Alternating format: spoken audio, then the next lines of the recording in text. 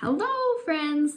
So we saw from this morning's post that essential oils are the lifeblood of plants, right? They have healing properties for plants and they also have healing properties for us. Essential oils do a lot more than just make our home smell nice without the use of toxic chemicals. Essential oils are not a new trend either. They've been prized all the way back to biblical times and probably even further. So how do they work in our bodies? Essential oils function in a plant a bit like blood does in our body. So that means it's a transporter. If we cut our skin, our blood is going to rush to that area because our blood contains compounds that help fight bacteria or viruses and help regenerate and heal tissue that's injured. When you break a part of a plant and then you smell the aromatic compound that's being released, whether that's rolling lavender buds or peppermint leaves in your hand, snapping a stem of eucalyptus, cutting down your Christmas tree, or grating a lemon peel, all of those are the essential oil of the plant being released that you're smelling. So we said blood is a transporter in our bodies, right? In our bodies, blood carries oxygen and nutrients through our cell wall into our cells.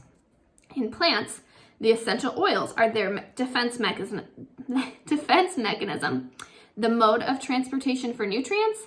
They contain healing chemical constituents. They transport oxygen and more. They work beneficially in plants and in our bodies all the way down to a cellular level. Essential oils are what help plants destroy infections or fight predators like insect infestations. They help the plants to maintain their health and growth. They help the plants to repair structural damage and more. When we use essential oils on and in our bodies, they have these same healing processes and properties. Think about your skin. Our skin is basically a layer of fat, right? Essential oils are fat soluble, which makes our skin the perfect vehicle for bringing essential oils from the outside of our bodies to the inside of our bodies, and then they circulate throughout our bloodstream, and some of them even cross the blood-brain barrier, which is awesome. What's the range of things essential oils can be used for? Well, the properties of essential oils range from activities against bacteria and viruses. They can calm us emotionally. They can assist our body with getting rid of environmental toxins. They help promote normal cellular function, and they destroy damaged cells, and so much more. We'll talk about some of those things in detail tomorrow. There is so much essential oils can do that, frankly, we could never learn it all. One amazing thing to point out is that essential oils have somewhat of like an innate intelligence, I call it, in the sense that they don't react against all the things in the environment in the same way.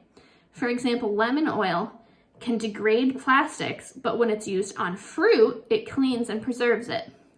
Another example would be oregano oil, which has been demonstrated to kill harmful bacteria while promoting the health of good bacteria inside your body, inside your GI system. That's amazing.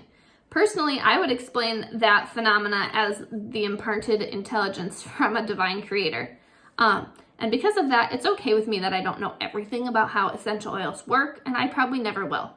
I do know that they're beneficial, they're effective, they're safe, and their use is extremely low risk, which is not something we can say about all man-made or laboratory invented interventions. When we use essential oils for wellness, there's a mindset differentiation that we need to make. Lots of us have grown up utilizing healthcare interventions reactively.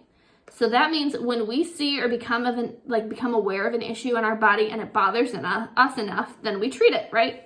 Whether that's a sore throat, a blister, menstrual cramps, a breakout, whatever. Rarely in our culture are the ways that we can proactively support our bodies to be less susceptible to injury, disease, illness, etc. discussed or practiced. This was a major transformation for my family over the last couple years, and I'm going to talk about some of the specifics of my case. I shared some of them in my story, and I'll tell a little bit more when we talk about using oils to support our immune systems. My eyes were open to the idea of this mindset difference, like the proactive versus reactive, when I read an article by Dr. Edie Wadsworth, who is a family physician that uses essential oils. She was talking about some beginner mistakes that she made with her oils, and she was talking about just that thing, using them reactively to treat problems, like a headache or having trouble falling asleep, which isn't bad, but when you oppose it against the idea of having them be a normal part of your routine for your overall wellness, the difference is huge. The comparison that she made was to food and our diet, and it totally clicked for me in a new way that I want to share with you. She said, you don't eat one apple a week and think to yourself, yay, I'm healthy now and I won't get sick because I ate my apple.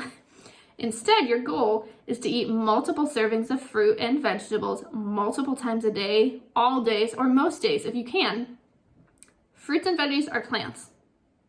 Essential oils come from plants. So there you go.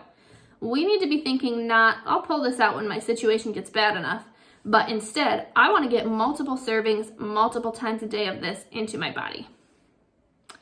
Just like with that type of dietary change, if you make that swap to using your oils frequently and proactively, I know you will notice and feel the difference. I sure did, and so did my kiddos and my husband. It was absolutely undeniable.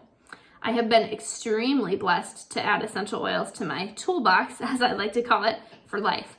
I could not be more thrilled that you're here participating in this class. I can't wait to share with you some of the specifics of how our family has used essential oils to improve our health and wellness. And most of all, I'm looking forward to hearing the stories of how they do that for your family.